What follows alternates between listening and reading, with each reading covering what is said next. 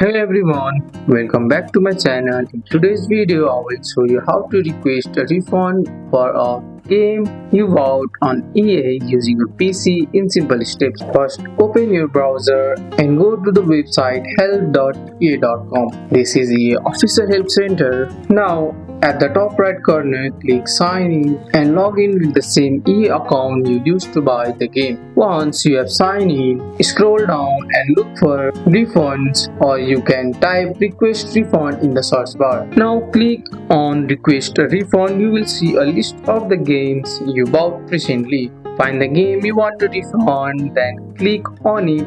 After that, select a reason for your refund. Next, click request a refund. EA will then review your request. Normally, refunds are available if you ask within 24 hours of the starting game, or within 14 days of purchase if you haven't played much yet.